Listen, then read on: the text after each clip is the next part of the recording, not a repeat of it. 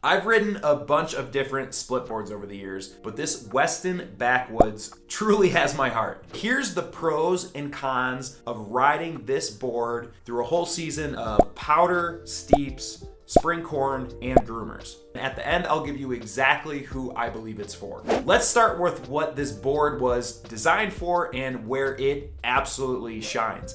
And that's gonna be in powder. The float on this thing is pretty much unreal. Like, you actually feel like you are surfing powder. I've never really got that before with a lot of the other split boards I owned. And the other thing that I would have to do with my other split boards is that I would constantly have to readjust my stance from being like just a regular stance, medium, over foot that you would if you were riding a resort. I would have to move that stance back to ride powder every single time. With this one, I have kept my stance the same whether I'm riding powder, whether I'm riding corn, or whether I'm riding groomers. One thing I want to mention as I'm getting B-roll for this video is how nice this nose is and how it seems to just cut through powder no problem. Now, I expected this board to ride super well in powder because that's essentially what it's made for. And so I was really curious to see how it would be on my local groomers as well as doing spring corn on the 14ers that I'm riding here. And I can tell you it rides both of them amazing. There was, again, no difference that I've seen from using a regular resort board versus this board. On groomers, there was no chatter. And then with spring corn, it's great too. It just stays afloat. Let's talk about the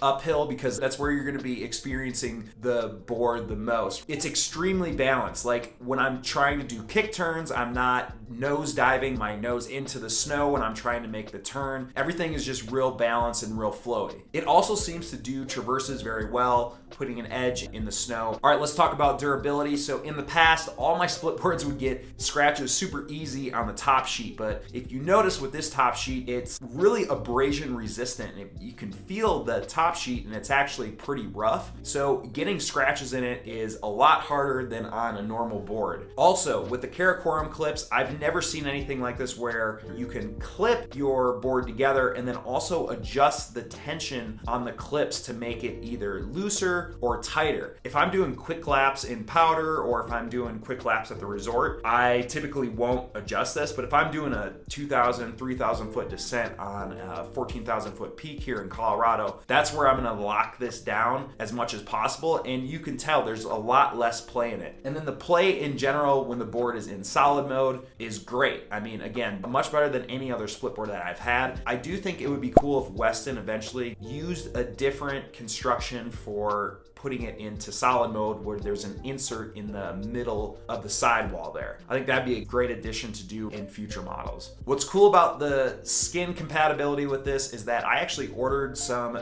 Weston specific skins with this board, but then I realized that, hey, I could just use the Volet skins that I had on my previous board to fit on this. So I actually sent them back and the Volet skins are compatible with it, with one caveat that I'll talk about here in the cons. Okay, so with cons, this board is definitely heavier than my past split boards, and that's not just because it's larger, but it is constructed of a lot more, it seems like, durable materials. You can definitely feel this when you are going uphill, but most particularly when it's a very long ascent, something like a 4,000, 5,000, 6,000 foot ascent, and you're carrying this on your back and then you're putting it on your feet. And so it can be a little on the heavy side. Now, there's some things that you can do to reduce that weight, like for me, I should probably switch my Burton hitchhiker bindings to some kind of spark binding that's gonna be a little bit less weight. The other thing is that these little gaps on the tail of the board can be really annoying if you get your skin clips in there. A Weston specific skin might not do this, and that might be why it's specific to this board, but if you're using a Volet skin like I was talking about, it'll be compatible, but sometimes the skin clamp, hook, whatever will get into that gap, and it can be pretty hard to pull that out of there if it's really wedged in there and your hands are super cold and you don't have a lot to pull off on the skin. So who's this board for? If you're the type of rider that just wants a one board quiver, which is me, this is going to be, I think, your board of choice. Since it can ride the powder, it can ride the steeps, it can ride spring corn, it can ride groomers. If you're a freestyle artist, this isn't going to be the board for you. I think you probably already know that. As I'm editing this, I would also want to say that this board is for somebody that doesn't mind a little extra weight for a little more robustness